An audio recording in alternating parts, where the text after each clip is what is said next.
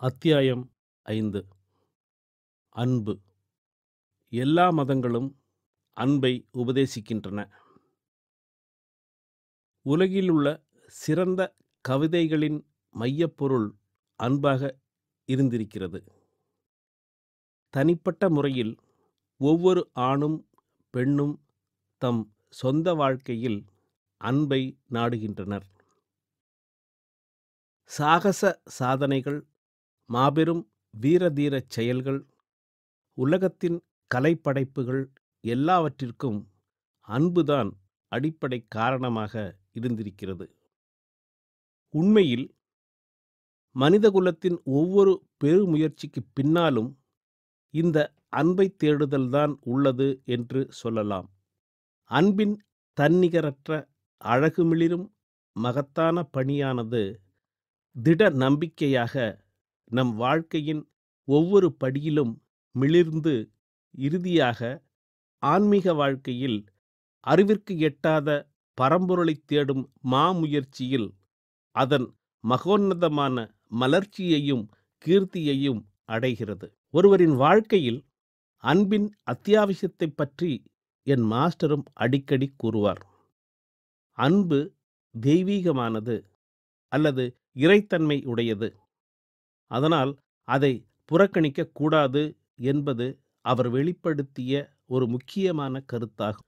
அன்பை அதன் இயல்பான மற்றும் சரியான இலக்காகிய கடவுளை நோக்கி திருப்பிவிட வேண்டும். இதயத்திலுள்ள அன்பானது அதன் உண்மையான லட்சியத்தை நோக்கி திரும்புமாறு மனதை ஒழுங்குபடுத்துவதுதான் மனிதன் செய்ய வேண்டியதாகும். மொத்த மனிதகுலத்தின் மீதும் என் மாஸ்டருக்கிருந்த உள்ளார்ந்த அன்பே அவரது வாழ்க்கையாக பிரதிபலித்தது. அவருடைய அன்பு தூய்மையானது, தெய்வீகமானது மற்றும் அகிலமளாவியது. இருந்தும் அது வெளிப்படும்போது தனிச்சிறப்பு வாய்ந்ததாக இருந்தது. மாஸ்டரை ஆழ்ந்து கவனித்தவர்கள் அவரைவிட அதிக அன்பும் அறச்சிந்தனையும் மற்றும் விருந்தோம்பும் தன்மையும் உள்ள ஒருவரை பார்ப்பது அரிது என்பதை என்னைப் போன்றே உணர்ந்திருப்பார்கள். இந்த அனைத்துமாக அவர் இருந்தும் அவர் செயல்படும் விதம் மிகவும் அமைதியாக, அடக்கமாக, முற்றிலும் யதார்த்தமாக, அந்த எளிமையில் அவரது செயல்களின் சிறப்புத்தன்மை மறைந்துவிடும் அளவிற்கு இருந்தது. அவரை பார்ப்பவர்களில் மிகச்சிலரே அவருடைய புற எளிமைக்கு அப்பால் ஊடுருவிச் சென்று அவரது சொற்கள் மற்றும் செயல்களின் உள்ளார்ந்த முக்கியத்துவத்தை புரிந்து கொள்வார்கள். மாஸ்டரின் எளிமை நம்மை திசை திருப்பும் இயல்பு உடையது. மக்களை ஏமாற வைப்பது அவருடைய இந்த ஓர் இயல்புதான். ஒரு முறை வெளிநாட்டிலிருந்து வந்த நம் பிரிசப்டர் ஒருவரிடம் மாஸ்டர் பேசிக்கொண்டிருந்த போது, இங்கே பாருங்கள், நான் யாரையும் ஏமாற்றுவது இல்லை. ஆனால் அவர்கள் தங்களைத் தாங்களே ஏமாற்றிக் கொண்டால் நான் என்ன செய்ய முடியும்? என் எளிமைதான் பெரும்பாலானவர்களை ஏமாற்றி விடுகிறது. மிகச்சிலரால் தான் அதற்கப்பால் செல்ல முடிகிறது. அது அந்த அளவு எளிமையாக இருப்பதால் வாழ்நாள் முழுவதும் மக்கள் என்னை ஒன்றும் தெரியாதவன் என்றே நினைத்து வந்துள்ளார்கள் என்று சொன்னார். இதை சொல்லி சிரித்துவிட்டு மேலும் தொடர்ந்தார். பலர் என்னை பார்க்க வருகிறார்கள். ஆனால் உண்மையிலேயே என்னை பார்ப்பவர் யார்? பெரும்பாலானவர்கள் வெளித்தோற்றத்தைத்தான் கவனிக்கிறார்கள். அதற்கப்பால் ஊடுருவிச் சென்று உள்ளிருக்கும் மெய்ப்பொருளை காண முடிந்தவர்கள் மிகச்சிலரே. இது பரிதாபத்திற்கு உரியது. பல பேர் என்னை பார்க்க வருகிறார்கள். ஆனால் எவரும் உண்மையில் என்னை பார்ப்பதில்லை. அவர்கள் வந்தபடியே திரும்பி போகிறார்கள். ஆகையால் உண்மையாகவே என் எளிமை ஏமாற்றிவிடும் ஒன்றுதான். இதை உனக்கு இன்று நான் வெளிப்படுத்துகிறேன். தன் பக்தர்களிடம் மாஸ்டர் கொண்டிருந்த அன்பு பெரிய விஷயங்களில் வெளிக்காட்டப்படுவது இல்லை. ஆனால் அவரது அன்பு அன்றாட வாழ்க்கையில் நடைபெறும் எளிய, சின்னஞ்சிறிய, பொதுவாக கவனிக்கப்படாமல் போய்விடுகின்ற ஒவ்வொரு செயலிலும் மறைந்திருக்கும் ஒன்று. ஒரு முறை கோடை காலத்தில் ஷாஜகான்பூர் சென்றிருந்தபோது அவரது வீட்டின் திறந்த வெளிமுற்றத்தில் ஒரு நாள் இரவு உணவிற்கு பிறகு அவரை சுற்றி நாங்கள் 20 பேர் அமர்ந்திருந்தோம். மாஸ்டர் ஒரு கேன்வாஸ் துணியால் தைத்த சாய்வு நாற்காலியில் அமர்ந்திருந்தார். சிலர் நாற்காலிகளிலும் சிலர் கயிற்றுக் கட்டில்களிலும் அவரைச் சுற்றி அமர்ந்திருந்தோம். சூழ்நிலை சுகமாகவும் அதிக குளிரில்லாமல் இதமாகவும் இருந்தது.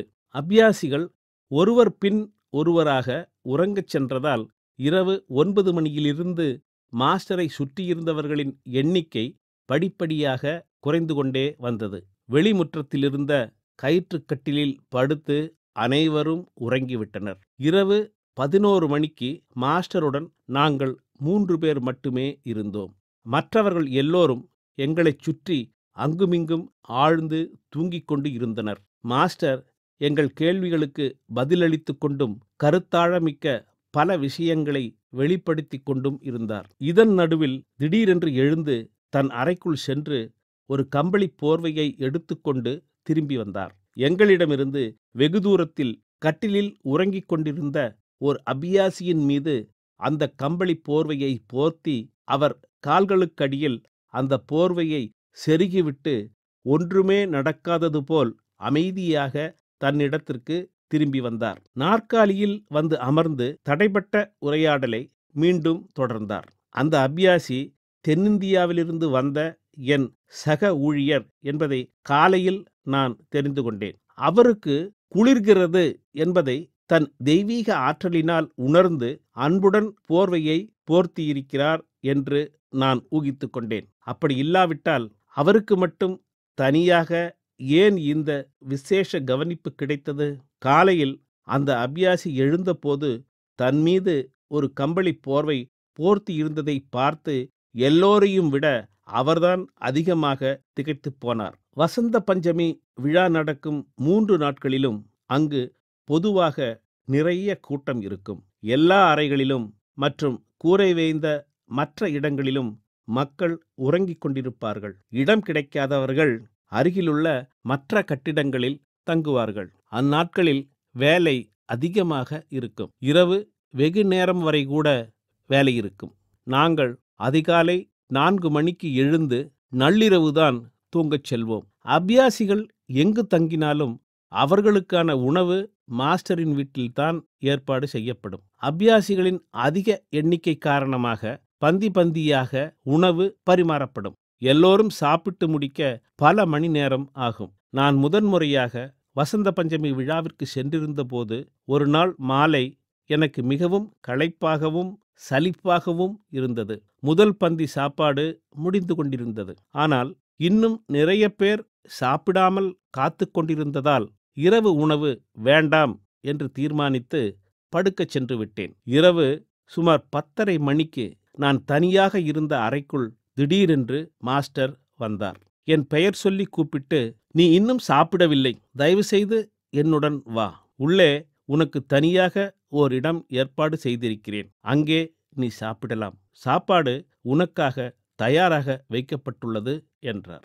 எனக்கு என்ன சொல்வதென்றே தெரியவில்லை. மௌனமாக அவருடன் உள்ளே போனேன். நான் சாப்பிடும்போது அவர் என்னுடனேயே உட்கார்ந்திருந்தார். இதில் குறிப்பிடத்தக்கது என்னவென்றால், நான் சாப்பிட்டேனா இல்லையா என்று அவர் என்னை கேட்கவில்லை. நான் இன்னும் சாப்பிடவில்லை என்று என்னிடம் சொல்லி என்னை உள்ளே கூட்டிக் கொண்டு போனார். என்னை கவனிக்க முடியாத அளவிற்கு எல்லோரும் வேலைகளில் மூழ்கியிருந்தனர். ஆனால் மாஸ்டரோ அவருக்கு இருந்த அத்தனை பணிகளுக்கு இடையிலும் வீட்டில் ஒருவர் சாப்பிடவில்லை என்பதை தெய்வீக உணர்வில் அறியுமளவிற்கு நேரம் உள்ளவராக இருந்தார். அத்தனை பேர்களில் சாப்பிடாத ஒருவன் நான் தான் என்று எப்படி கண்டுபிடித்தார் என்பது எனக்கு வியப்பளித்த விஷயம். இத்தகைய நிகழ்ச்சிகள் திரும்ப திரும்ப நடப்பதை பார்த்து நான் வியந்திருக்கிறேன். தன்னை சுற்றியுள்ளவர்கள் உணர்வது ஒவ்வொன்றையும் மாஸ்டர் தன்னுள் உணர்கிறார். மேலும் அவற்றிற்காக செயல்பட வேண்டிய போது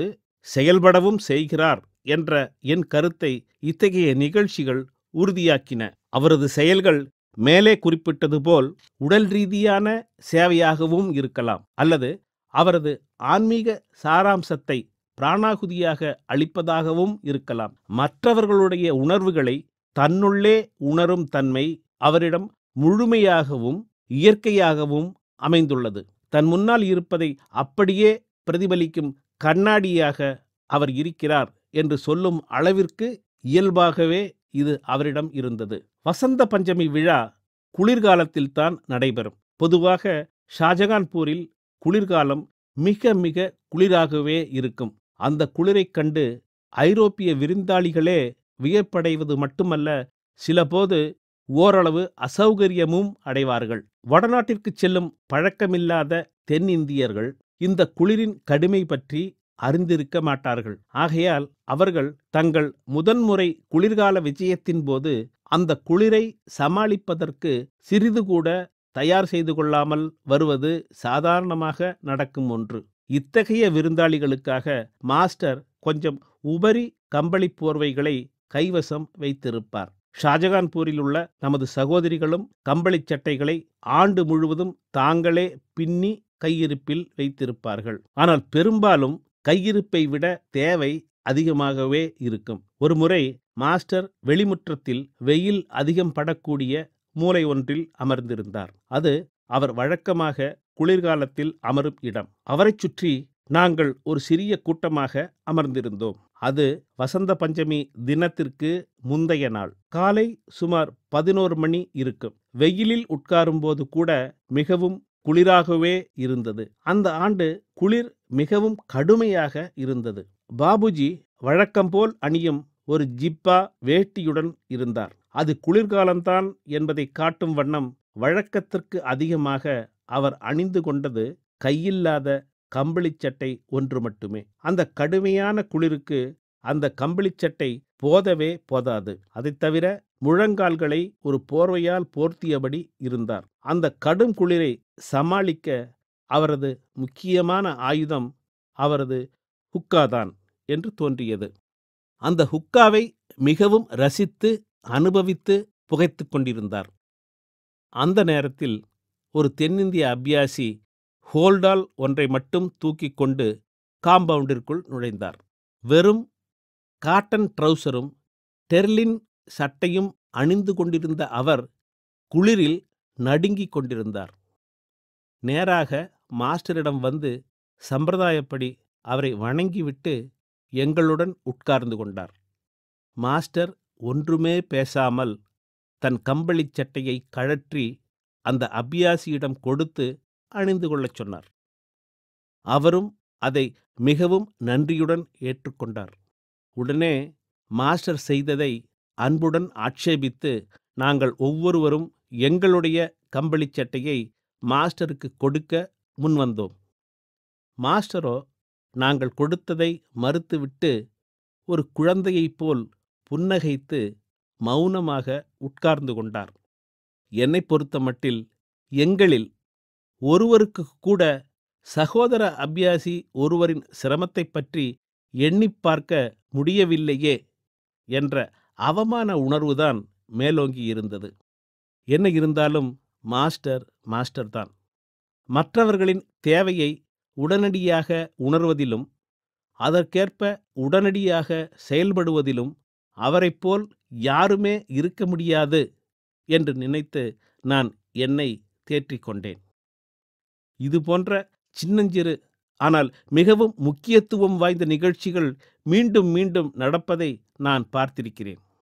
ஆனாலும் ஒவ்வொரு முறையும் இது புதிதாக ஏதோ ஒன்றை எனக்கு உணர்த்துவதாகவே இருந்திருக்கிறது. மீண்டும் மீண்டும் நடந்தாலும் மாஸ்டரின் அன்பை பற்றிய பிரமிப்பு ஒருபோதும் குறைவதே இல்லை. அந்த அன்பானது மாஸ்டரின் அன்பை நேரடியாக பெறுபவரை விட அந்நிகழ்ச்சியை மௌனமாக பார்த்திருப்பவர்களின் இதயத்தைத்தான் அதிகம் நெகிழ வைக்கிறது என்பது வருந்தத்தக்கது. ஏனெனில் அந்த கம்பளிச் சட்டையை பெறுபவர் அதை ஒரு நினைவு பொருளாக எடுத்துச் செல்வதையே பெரிதும் விரும்புகிறார். இன்னொரு முறை ஷாஜகான்பூரில் நான் கால்வலியுடன் களைத்து போய் படுத்து கொண்டிருந்தேன். அந்த அறையில் நான் மட்டும் தனியாக இருந்தேன். முன்னறிவிப்பு ஏதுமில்லாமல் மாஸ்டர் உள்ளே வந்தார். அவரை வரவேற்பதற்காக உடனே எழுந்து உட்கார்ந்தேன். என்ன சிரமம் என்று என்னை கேட்டார். என் கால்வலியை பற்றி நான் அவரிடம் சொன்னேன். உடனே என் கால்களை பிடித்து விடுவதற்காக அவர் கீழே உட்கார்ந்து விட்டார். நான் தீவிரமாக ஆட்சேபித்து அவரை தடுத்தேன். அப்போது மாஸ்டர், இது தவறு என்று நீ ஏன் நினைக்கிறாய்? நீ என் கால்களையும் பாதங்களையும் பலமுறை பிடித்துவிட்டது இல்லையா? இப்போது வலியால் நீ கஷ்டப்படும்போது என்னால் முடிந்த அளவிற்கு உனக்கு சேவை செய்வது என்னுடைய கடமையல்லவா என்றார். நானோ அவருடைய ஒரு சீடன் என்ற முறையில் எனது கால்களை அவர் பிடித்துவிட அனுமதிக்க முடியாது என்று சொன்னேன். இதை கேட்டவுடன் மாஸ்டர் நான் ஒருபோதும் பார்த்திராத மிகுந்த அழகுடன் சிரித்தார். எப்போதுமே உலர்ந்தவாறு இருக்கும் அவருடைய கண்கள் கூட அப்போது லேசாக ஈரமடைந்தன. அவர் பழைய நினைவுகளில் ஒரு கணம் ஆழ்ந்து விட்டார். பிறகு, இங்கே பார், நான் உன்னிடம் ஒன்று சொல்வேன். ஒருமுறை என் கால்களில் கடுமையான வலி இருந்தது. நான் தனியாக படுத்திருந்தேன். திடீரென்று நான் ஏன் படுத்துக் கொண்டிருக்கிறேன் என்று லாலாஜி அவர்கள் என்னிடம் கேட்பது என் காதில் விழுந்தது. அச்சமயம் அவர் ஏற்கனவே ஒளி உலகில் இருந்தார். நான் கால்வலியால் கஷ்டப்படுகிறேன் என்றேன். லாலாஜி அவர்கள் என் கால்களை பிடித்துவிட முன்வந்தார். ஆனால் நான் அதை ஆட்சேபித்து மறுத்தேன். லாலாஜி உடனே மௌனமாகிவிட்டார். இருந்தாலும் சில வினாடிகளுக்குப் பிறகு என் கால்களில் ஓர் அதிர்வு ஏற்பட ஆரம்பித்தது. அது மிகவும் இதமாக நன்றாக இருந்தது. என் மாஸ்டர் எனக்காக என்ன செய்து கொண்டிருந்தார் என்று பார். நிஜமாகவே அவர் என் கால்களை பிடித்து விட்டு கொண்டிருந்தார். இன்று அவரைப் போன்ற மாஸ்டரை நீங்கள் எல்லோரும் எங்கிருந்து பெற முடியும்? என் கால்வலி உடனே போய்விட்டது என்று சொன்னார். இதில் இன்னும் ஒரு வினோதம் என்னவென்றால், லாலாஜி அவர்கள் என் மாஸ்டர் மீது கொண்ட புனிதமான அன்பை விளக்கும் நிகழ்ச்சியை சொல்லி முடித்த போது என் கால்வலியும் மறைந்துவிட்டது போல் தோன்றியது. இன்னொரு சந்தர்ப்பத்தில் என் வாழ்க்கையிலேயே என்னை மிக மிக நெகிழ வைத்த சம்பவம் ஒன்றை நான் காண நேர்ந்தது. அந்த ஒரு சில நொடிகளின் அனுபவம் என்னை அடியோடு ஓர் உலுக்கு உலுக்கி கண்ணீரில் ஆழ்த்திவிட்டது. ஷாஜகான்பூரில் வெயிற்காலத்திய நீண்ட பகல் முடிந்து அப்போதுதான் அந்திப்பொழுது தொடங்கியிருந்தது. தென்னாட்டில் இருந்து ஒரு மூத்த பிரிசப்டர் அங்கு வந்திருந்தார். மாஸ்டர் அவரை சாப்பிடச் சொல்லி உபசரித்தார். அவரோ அதை மறுத்து, தான் தினமும் ஒரு முறைதான் உணவருந்துவது வழக்கம் என்று சொல்லிவிட்டு, வேண்டுமானால் ஒரு டம்ளர் பால் அருந்துவதாக சொன்னார்.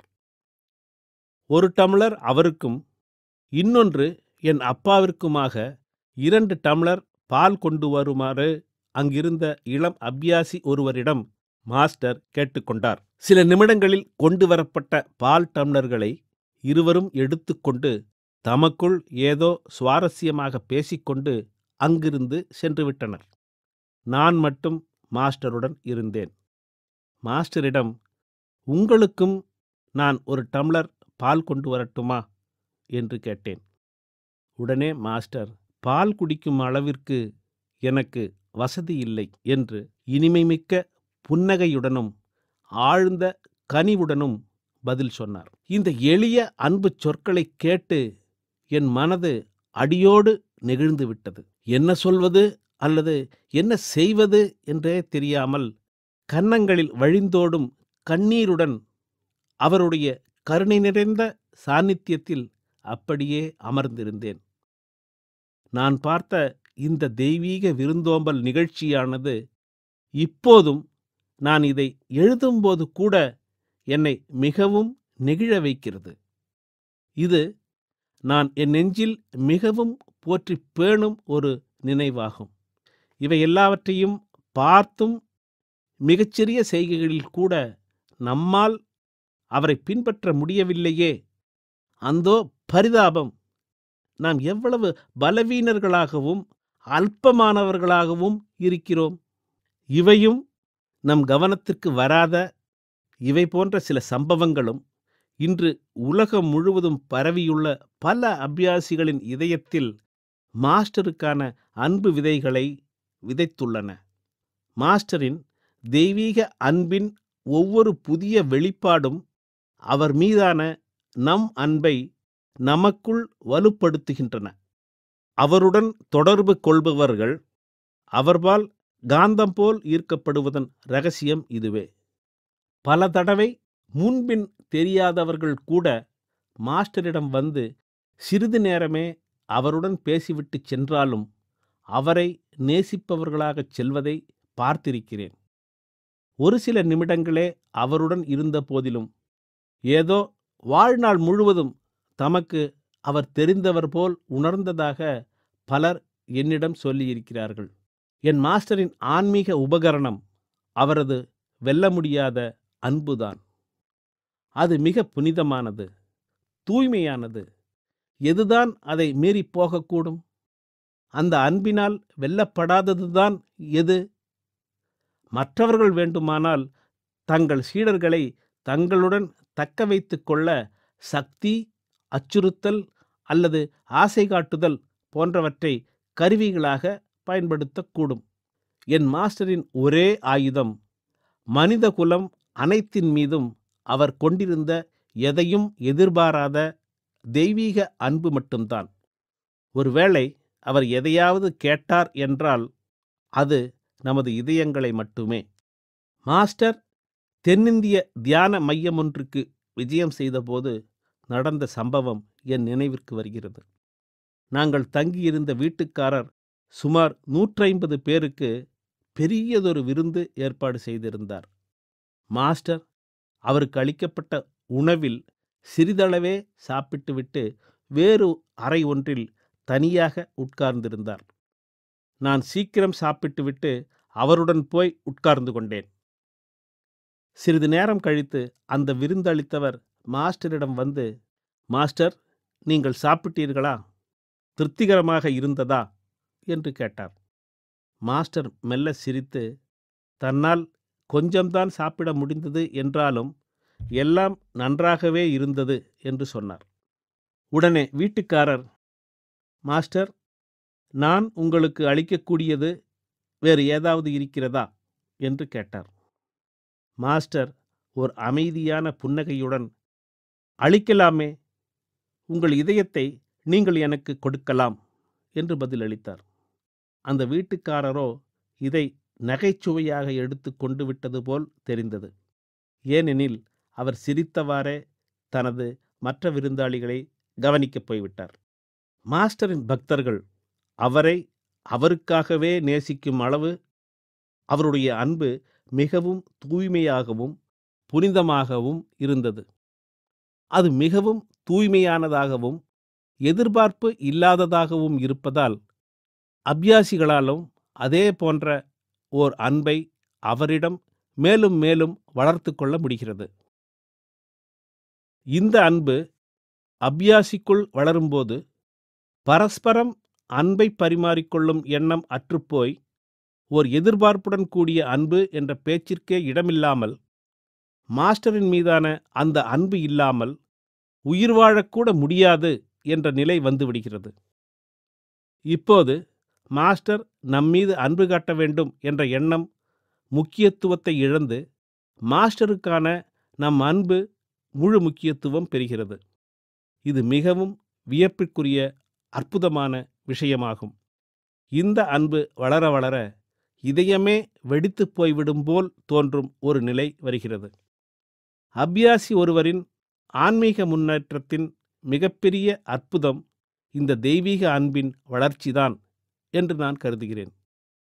மாஸ்டர் நமக்கு என்ன கொடுக்க முடியும் என்ற சிந்தனையின் சாயல் ஒரு துளி கூட அங்கு இருப்பதில்லை. குருநாதர் வெறும் பார்வையால் கொடுத்தருளக்கூடிய தெய்வீக பரிசான பிறவா நிலை கூட அதன் முக்கியத்துவத்தை இழந்துவிடுகிறது. அபியாசியின் ஏக்கமெல்லாம் தனது உண்மையான அன்பிற்குரிய குருநாதருடன் சேர்ந்திருப்பது ஒன்றுதான்.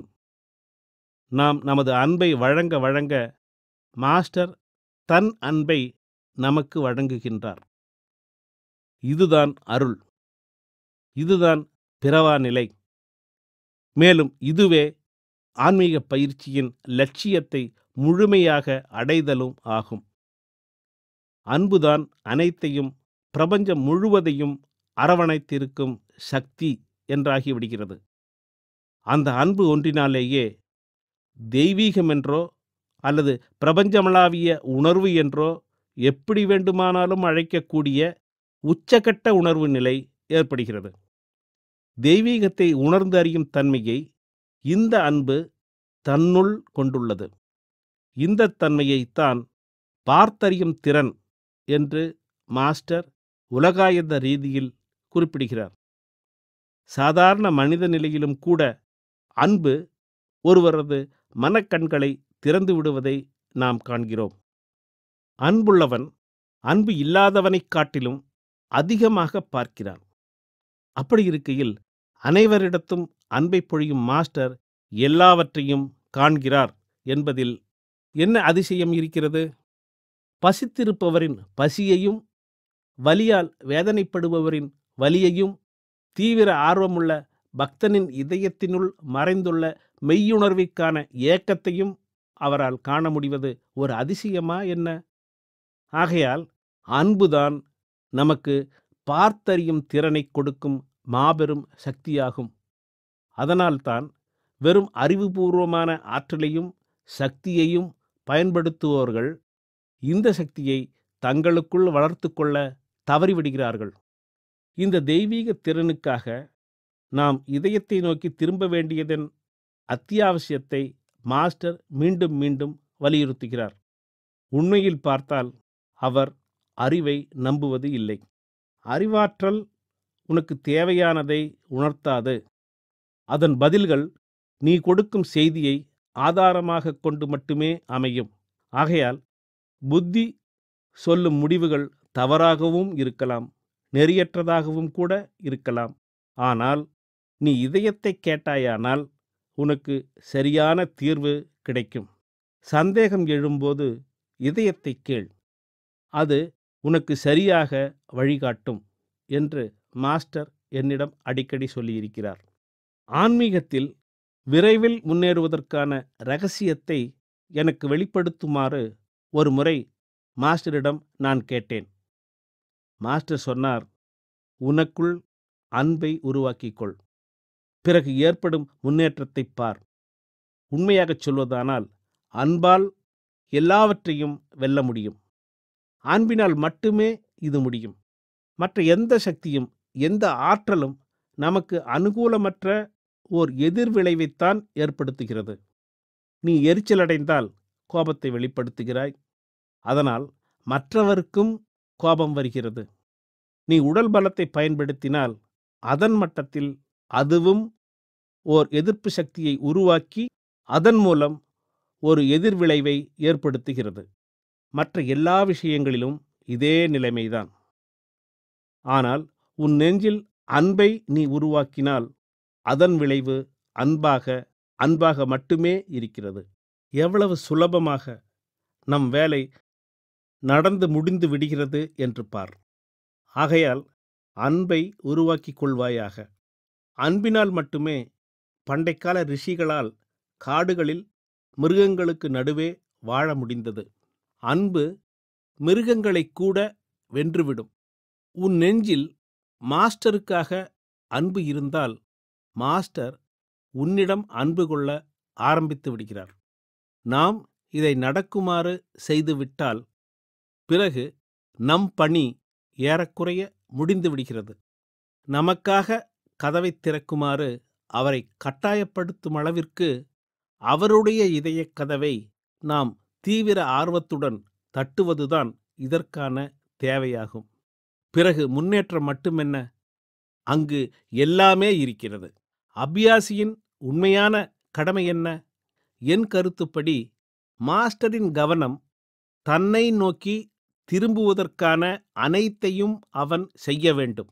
இதனை செய்துவிட்டோமானால் அபியாசி நிம்மதியாக உட்கார்ந்து கொண்டு மாஸ்டரையே தனக்காக வேலை செய்ய விட்டுவிடலாம். அன்பை யாரால் தான் மீற முடியும்? அபியாசியின் அன்பு வளரும்போது கூடவே மாஸ்டரின் அன்பும் வளர்கிறது. அத்துடன் அபியாசிக்கு தன்னால் என்ன செய்ய முடியும் என்று இப்போது மாஸ்டரே சிந்திக்க ஆரம்பித்து விடுகிறார். இனி அபியாசி கேட்க வேண்டிய தேவையே இல்லை. கொடுப்பவரே எதை கொடுக்கலாம், எப்போது கொடுக்கலாம் என்பதைப் பற்றி சிந்தித்துக் கொண்டிருக்கும்போது கேட்பதற்கு அங்கே என்ன இருக்கிறது? உண்மையில் சரியான மாஸ்டர் என்பவர் ஒரு முகம் பார்க்கும் கண்ணாடியே தவிர வேறொன்றுமில்லை.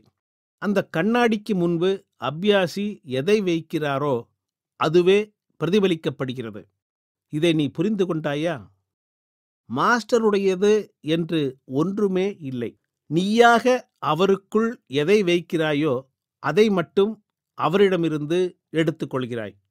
குருநாதர் அபியாசிகளுக்குள் பாரபட்சம் காட்டுவதாக சிலர் குற்றம் சாட்டுகிறார்கள். அது எவ்வளவு தவறான எண்ணம் என்று உனக்கு தெரிகிறதா? மேலும் அது ஆபத்தானதும் கூட. ஏனெனில் அதனால் அவநம்பிக்கையும் வெறுப்பும் வளரக்கூடும். பின்னர் அவையும் பிரதிபலிக்கப்படும். ஆகையால் நாம் அன்பை உருவாக்கிக் கொண்டு பிறகு அது செயல்படுவதை பார்க்க வேண்டும். அன்புதான் தெய்வீகத்தின் ஆற்றல்மிக்க சக்தி என்று நான் சொல்வேன். அபியாசிக்கான மாஸ்டரது அன்பு பல அற்புதங்கள் புரிவதை என் சொந்த அனுபவத்தில் நான் அறிவேன். மிரட்டலோ அல்லது வேறு எந்த சக்தியுமோ ஏற்படுத்தி இருக்க முடியாத தன்மை மாற்றங்களை மாஸ்டரின் அன்பு அபியாசிகளின் நடத்தையில் ஏற்படுத்தியுள்ளது. நமக்கு மாஸ்டரிடம் பயம் இருக்கும்போது நாம் உண்மையில் மாறுவதோ அல்லது தன்மை மாற்றத்தை நம்முள் அனுமதிப்பதோ இல்லை. நாம் செய்வதெல்லாம் வாழ்க்கையின் சில பக்கங்களை அவரிடமிருந்து மறைப்பதுடன் எல்லாவற்றிற்கும் மேல் குற்ற உணர்ச்சியையும் நம்முள் வளர்க்கிறோம். இந்த போக்கு தடுத்து நிறுத்தப்படாமல் தொடரும்போது மாஸ்டரிடம் பயம் அதிகரித்து கொண்டே போய் அவரை நேருக்கு நேர் சந்திக்கக்கூட முடியாத ஒரு நிலை வந்துவிடுகிறது. இந்த கட்டத்தில் அவர் வேறு, நாம் வேறு என்ற பிரிவுத்தன்மை மனதில் வருகிறது. இந்த பிரிவுத்தன்மை வளர வளர துறைமுகத்தை விட்டு செல்லும் கப்பலிலிருந்து பார்ப்பதைப் போன்று ஆன்மீகத்தின் கரைகள் தொடுவானத்திற்கும் அப்பால் போய் மறைந்துவிடும். ஒரு முறை நான் செய்த ஏதோ ஒன்றின் குற்ற உணர்வுடன் மாஸ்டருக்கு கடிதம் எழுதும் சந்தர்ப்பம் நேர்ந்தது. அவர் முன்னிலையில் வருவதற்கு கூட எனக்கு பயமாக இருப்பதாக எழுதியிருந்தேன். மாஸ்டருடைய பதில் உடனடியாக வந்தது. அவர் மனிதராக பிறந்தவர். அனைவருமே தவறுகள் செய்கிறார்கள். நானும் பல தவறுகள் செய்கிறேன். நாம் நம்மை திருத்திக் கொள்ளவும் அவற்றை எதிர்காலத்தில் தவிர்க்கவும் முயற்சி செய்ய வேண்டும். இந்த பயத்தை மனதிலிருந்து அகற்றிவிடு. இதை வளரவிட்டால் உன் முன்னேற்றத்தில் இது குறுக்கிடும் என்று எழுதியிருந்தார். அவரது அறிவுரை மிக தெளிவாகவும் துல்லியமாகவும் இருந்தது. நான் ஏதோ ஒரு பொருளை எடுத்து வைப்பது போல் என் இதயத்திலிருந்து பயத்தை அகற்றிவிட்டேன். அதிலிருந்து குற்ற உணர்வு இல்லாதவனாக ஆகிவிட்டேன். அவருடைய அன்பு நம் தன்மை மாற்றத்திற்காக எப்படி வேலை செய்கிறது? மாஸ்டர் நம்மிடம் அன்பு செலுத்துகிறார் என்று நமக்கு தெரியும்போது அந்த அன்பிற்கு நாம் தகுதியுடையவர்களாக இருந்தாக வேண்டும் என உணரத் தொடங்குகிறோம். சுய மதிப்பீடு செய்வதன் முதல் படியாகிய இது தானாகவே நமக்குள் ஒத்துழைப்பை தோற்றுவிக்கிறது. ஆன்மீக பாதையில் நாம் தொடர்ந்து செல்கிறோம். சபலத்தால் தூண்டப்படுவதும் அதை எதிர்நோக்க வேண்டியிருப்பதும் எல்லோருக்கும் பொதுவான ஒன்றுதான். ஆனால் மாஸ்டரின் அன்பிற்கு பாத்திரமானவர் இந்த சோதனைகளை சமாளிக்கக்கூடிய மிக உயர்ந்த சாதனத்தை பெற்றிருப்பவராக இருக்கிறார். வாழ்க்கையின் ஒவ்வொரு திருப்பத்திலும் சபலம் கடுமையான சோதனையை நம்முன் வைக்கும்போது நான் இதை செய்தால் மாஸ்டர் அங்கீகரிப்பாரா? நான் இதற்கு வசமாகி வழுக்கி விழுந்தால் அவர் எப்படி வேதனைப்படுவார்? என் ஆன்மீக வளர்ச்சிக்காக இவ்வளவு அன்பையும் உழைப்பையும் அவர் வழங்கிய பிறகு இப்போது அவரை நான் தோல்வியுறச் செய்தால் அவரது மிகுந்த ஏமாற்றத்திற்கும் துயரத்திற்கும் நானே காரணமாகி விடமாட்டேனா போன்ற கேள்விகளை நம்மை நாமே கேட்டுக்கொள்கிறோம். நமக்கு நாமே கேட்டுக்கொள்ளும் அக்கேள்விகள் விஷயத்தை தெளிவான கோணத்தில் எடுத்து காட்டுகின்றன. இப்படி கேட்டுக்கொண்டிருக்கும் போதே சபலம் மறைந்து விடுகிறது. இவ்வாறாக சோதிக்கும் சூழ்நிலைகள் நமக்கு சவாலாக இருப்பதில்லை. மாறாக அவை கானல் நீர் போல் மறைந்து விடுகின்றன. இதை நாம் உணரும்போது நேரவிருந்த ஆபத்தை தவிர்த்த அருளிற்கு ஒரு நன்றி உணர்வு இதயத்தில் பொங்கி எழுகிறது. இது தன் பங்கிற்கு இதயத்தில் அன்பை வலுவாக்கி மென்மேலும் அன்பை வளரச் செய்கிறது. இனி ஒவ்வொரு சபலமும் நமக்கு அபாயகரமாக இல்லாமல் மாஸ்டர் மீதான நம் அன்பை வலுப்படுத்தும் கருவியாக மட்டுமே இருந்து வாழ்க்கைக்கு இன்றியமையாததாகி விடுகிறது. இவ்வாறு அன்பு சாதிப்பதை அச்சம் என்றுமே சாதிக்காது, சாதிக்கவும் முடியாது. அன்பு நம்மை பலப்படுத்துவது மட்டுமல்ல, தெய்வீக அன்பை பெற்றிருக்கும் பாத்திரங்களாகவே மாற்றிவிடுகிறது. மாஸ்டர் மீதான நம் அன்பு மாஸ்டரை பின்பற்றி அவரை போன்றதொரு மனிதராக உருவாக வேண்டும் என்ற ஏக்கத்தை நமக்குள் ஏற்படுத்துகிறது. அவரை பின்பற்றி அவரைப்போல் ஆக வேண்டும் என்ற ஓர் ஆர்வமே ஆன்மீக பாதையில் நாம் முன்னேறி கொண்டிருக்கிறோம் என்பதன் அறிகுறியாகும். ஏனென்றால் முதன்முறையாக நாம் எதை லட்சியமாக கொள்ள வேண்டும் என்பதை அது தெளிவாக வரையறுக்கிறது. இதுவரை நாம் பூரணத்துவம், பிறவாநிலை, சாந்தி போன்ற கண்ணிற்கு புலனாகாத லட்சியங்களையே கொண்டிருந்தோம். இப்போது நம் உள்ளார்ந்த ஆர்வம் ஏதோ ஒன்றைப் போல், ஏதோ ஒருவரைப் போல் இருக்க வேண்டும் என்ற ஏக்கமாக உறுதிப்படுகிறது. நமது பழைய வரையறுக்கப்படாத ஏக்கத்திற்கும் இந்த புதிய உறுதியான ஆர்வத்திற்கும் உள்ள வித்தியாசம் மிக பிரம்மாண்டமானது. ஏனென்றால் நம் அணுகுமுறையில் அடைதல் என்ற மனோபாவத்திலிருந்து உருவாகுதல் மற்றும் இருத்தல் என்ற ஒரு தெளிவான மாறுதல் ஏற்படுவதை இது காட்டுகிறது. மாஸ்டர் ரத்தினச் சுருக்கமாக சொல்வது போல், பிரார்த்தனை என்பது பிச்சை எடுப்பதாகும். அடைவது அல்லது பெறுவது என்ற எண்ணம் நம் மனதில் இருக்கும் வரை நாம் பிச்சைக்காரர்களைத் தவிர வேறில்லை. ஆனால் இப்போது அன்பு தோற்றுவிக்கும் மாற்றம் மிக நுட்பமானது, நிச்சயமானது. மாஸ்டரைப் போல் இருப்பது என்ற ஆசை நம் இதயத்தில் உதிக்கும் போதே நாம் பிச்சைக்காரர்களாக இருப்பது இல்லை. எந்த ஒன்றையும் கேட்பதில்லை. ஆனால் ஏதோ ஒன்றாக இருக்க முயற்சி செய்து கொண்டிருக்கிறோம். எனவே ஒத்துழைப்பு தீவிரமாகி லட்சியத்தை நாம் எய்துவது என்பது சாத்தியமாகிறது. மாஸ்டர் எனக்கு பிரிசெப்டராக பணி செய்ய அனுமதி அளித்தவுடன் பிராணாகுதி மற்றும் சுத்திகரிப்பு போன்றவற்றை எவ்வாறு செய்வது என்று அவரிடம் சிறிது விளக்கம் கேட்டேன். அவர் பின்பற்ற வேண்டிய சில நுட்பமான விஷயங்களைச் சொன்னார். இறுதியாக அவர், உன் இடத்தில் நான் அமர்ந்து இருக்கிறேன் என்று நினைத்துக்கொள். தேவைப்பட்டால் நீ என்னைப் போல் இருப்பதாகவும் உன் முகத்தில் தாடி இருப்பதாகவும் கற்பனை செய்து கொள். பணியில் இது உனக்கு உதவி செய்யும் என்று சொன்னார். அப்போது அந்த அறிவுரையின் முக்கியத்துவத்தை நான் சரியாக புரிந்து கொள்ளவில்லை.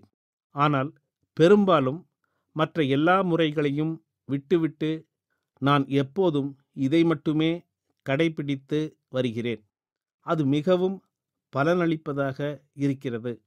மாஸ்டரைப் போல் இருப்பதாக எவ்வளவு அதிகமாக கற்பனை செய்து கொள்ள முடிந்ததோ அந்த அளவிற்கு அபியாசி அதிக பயன்களை பெறுவதை நான் கண்டறிந்தேன்.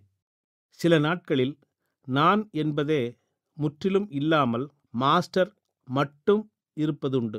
அத்தகைய நாட்களில் பிராணாகுதியை பெறும் அபியாசி பெருமளவில் நன்மையடைந்து மிகச்சிறந்த, மிக அமைதியான தியானத்தை அனுபவித்ததாக சொல்லியிருக்கிறார். ஆன்மீக வாழ்க்கையின் இந்த அம்சத்தை பற்றி தன் சொந்த வாழ்க்கையில் நடந்த ஒரு சிறு நிகழ்ச்சியை மாஸ்டர் என்னிடம் ஒரு சமயம் சொன்னார். அவர் குளிப்பதற்காக தண்ணீர் இறைக்க கிணற்றுக்குச் சென்று கொண்டிருந்தார். இடையில் தான் தன் மாஸ்டர் லாலாஜி அவர்களைப் போல் இருக்க வேண்டும் என்ற ஓர் தீவிர ஏக்கம் அவரது இதயத்தில் பெருக்கெடுத்தது. உடனே இந்த சிந்தனை உனக்குள் எப்போது ஏற்பட்டதோ அப்போது ஏற்கனவே என்னைப்போல் நீ ஆகிவிட்டாய், இனி எதுவும் தேவையில்லை என்ற லாலாஜியின் குரலை அவர் கேட்டார். லாலாஜி அவர்களின் சீடர்களில் ஒருவர் லாலாஜி மீது வைத்திருந்த அன்பை பற்றி மாஸ்டர் என்னிடம் சொன்னார். அது ஒரு மகோன்னதமான அன்பு. இங்கே பார், அத்தகைய அன்பை நான் மிக அரிதாகவே பார்த்திருக்கிறேன். லாலாஜியே ஆச்சரியப்படும் அளவிற்கு அந்த சீடர் லாலாஜியின் மீது அதிக கவனம் வைத்திருந்தார். ஒரு நாள் மதியம் நீதிமன்றத்தில் தன் அலுவலக வேலையை கவனித்துக் கொண்டிருந்தபோது திடீரென்று லாலாஜி காபி குடிக்க விரும்பினார். நம் நாட்டின் இந்த பகுதிகளில் காபி குடிப்பது இப்போதும் கூட அபூர்வம்தான். அந்த நாட்களில் அது இன்னும் கூட அரிதாக இருந்திருக்க வேண்டும். ஆனால் லாலாஜி அவர்களுக்கு இந்த விருப்பம் ஏற்பட்ட சில நேரத்திலேயே அந்த சீடர் லாலாஜிக்காக காஃபி எடுத்துக்கொண்டு நீதிமன்றத்திற்கு வந்து கொண்டிருந்தார். தன்னிடம் அவர் கொண்டிருந்த தனிப்பட்ட பக்தியை பார்த்து லாலாஜி பெருமகிழ்ச்சியடைந்தார். தன் மாஸ்டரின் தேவைகளை பூர்த்தி செய்வதில் அவர் எவ்வளவு கவனத்துடன் இருந்தார் என்பதை பார். இதைவிட அற்புதமான ஒரு விஷயத்தையும் சொல்கிறேன். சில சமயம் லாலாஜி இரவில் கழிவறைக்கு செல்வதற்காக விழிப்பதுண்டு. இந்த குறிப்பிட்ட அபியாசி தவறாமல் ஒரு செம்பு தண்ணீரையும் துண்டையும் வைத்து கொண்டு லாலாஜிக்காக அங்கு காத்திருப்பார். இதன் அர்த்தம் உனக்கு புரிகிறதா? தூக்கத்திலும் கூட அந்த அபியாசி தன் குருநாதரின் தேவைகளை அறிந்து கொள்ளும் அளவிற்கு விழிப்புணர்வுடன் இருந்தார். அதனால்தான் லாலாஜி எழுவதற்கு முன்பே இவரால் அவருக்காக தயாராக இருக்க முடிந்தது. அதுதான் உச்சகட்ட அன்பாகும் என்று சொன்னார். அக்கணத்தில் நான் எதையும் யோசிக்காமல், அந்த குறிப்பிட்ட அபியாசி லாலாஜியின் ஆன்மீக பிரதிநிதியாகவும் வாரிசாகவும் ஏன் உருவாகவில்லை என்று கேட்டுவிட்டேன்.